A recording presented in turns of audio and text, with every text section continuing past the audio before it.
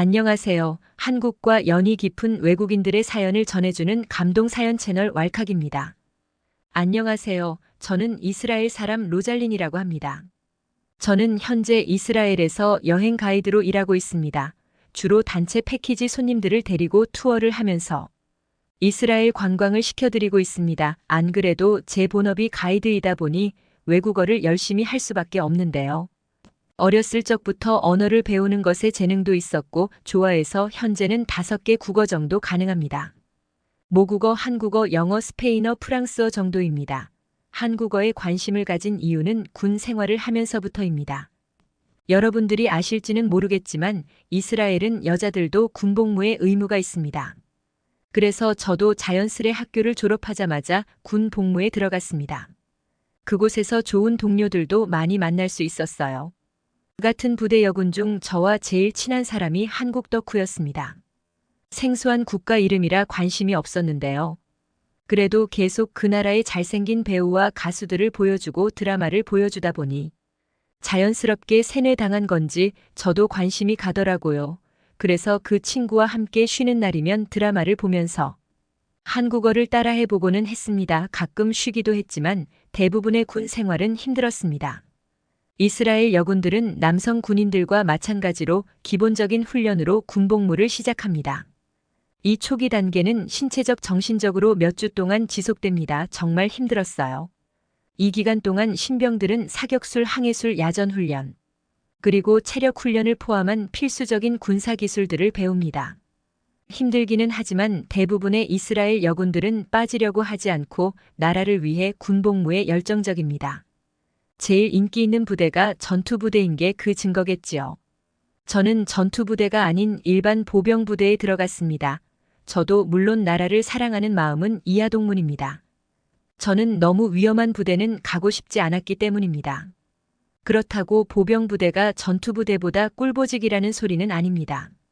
보병부대의 여군들 또한 남성부대와 마찬가지로 중장비를 휴대하고 장거리 행군을 해야 합니다. 군대를 다녀오신 분들은 아실 겁니다. 행군이 얼마나 힘들고 나 자신과의 싸움인지요. 끝없이 걸어야 했고 정신력으로 버텨내야 했습니다.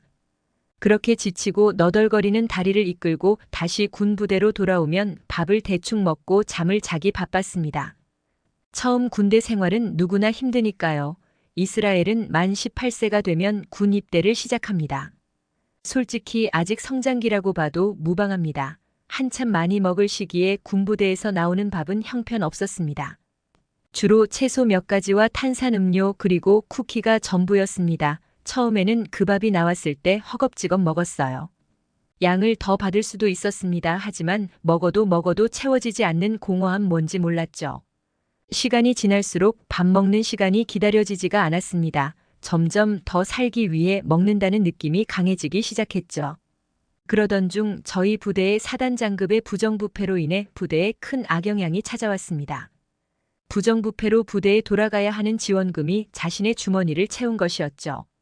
영문도 모르던 순진한 여군들은 점점 더 형편없어지는 식단에 투정이 늘었습니다. 나중에 대해서는 빵 한 조각씩 주기 시작하더라고요. 빵 한 조각에 버터 한 조각 조금 더 받을 수 없냐고 물어보면 눈치란 눈치는 어찌나 주던지 참 서러웠습니다. 나라를 사랑하는 애국심으로 군대에 온 것인데 왜 식충이 취급을 받아야 하는지요. 그래서 앞서 말했던 저와 친했던 친구와도 멀어졌습니다. 그 친구가 취사병이었기 때문이지요. 그래서 밥 투정을 하다 보니 자연스레 멀어졌습니다.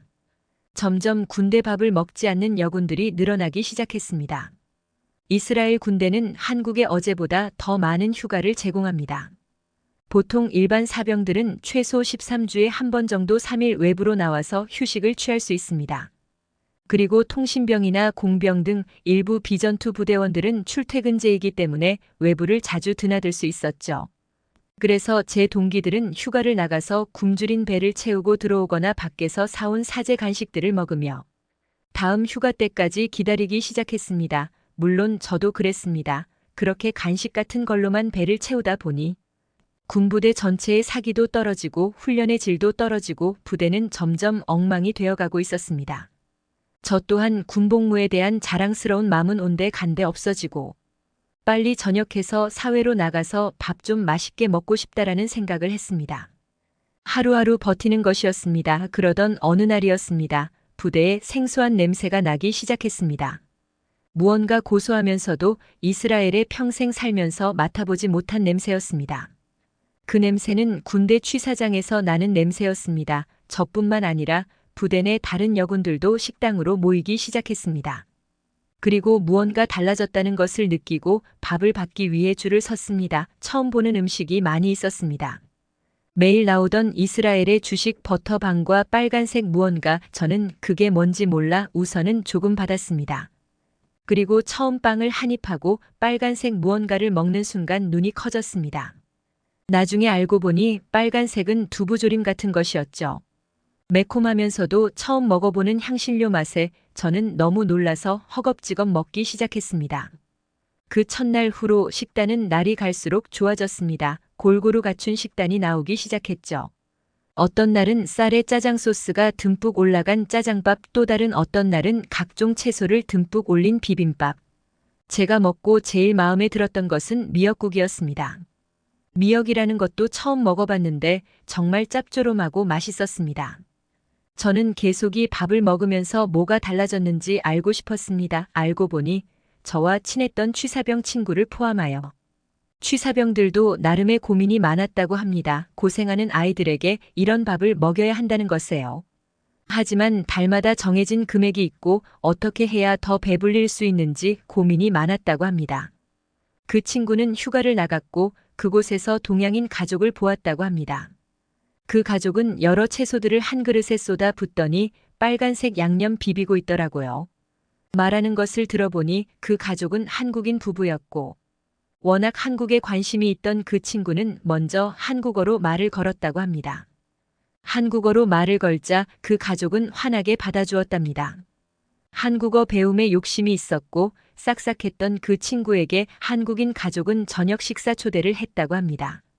그리고 저녁 시간 그녀는 깜짝 놀랐답니다. 분명 자신들도 먹는 이스라엘 식재료인데 이런 음식을 만들 수 있다니. 그래서 그 취사병은 한국인 아줌마에게 자신의 고민을 말했고 그 아주머니는 친절하게 여러 레시피를 알려주었다고 합니다. 그리고 그 결과는 정말 대성공이었죠. 많은 군인들이 다시 취사장을 찾기 시작했고 밥을 먹기 시작했습니다. 여군들의 사기도 높아졌습니다. 저도 배가 차기 시작하고 건강한 음식을 먹으니 마음가짐도 달라지더라고요. 저는 맛있는 밥을 먹으며 다치지 않고 무사히 제대를 할 수 있었습니다.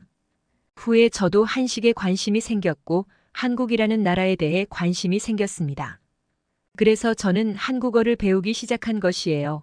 지금은 저에게 한국을 알려준 그 친구보다 잘하고 있지만요.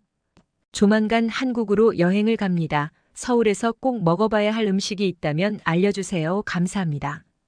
네, 로잘리님 사연 잘 들었습니다. 군대에서 처음 맛본 한식으로 인해 한국어까지 정말 대단하세요. 오늘 사연 어떠셨나요? 이상 감동 사연 채널 왈칵이었습니다. 감사합니다.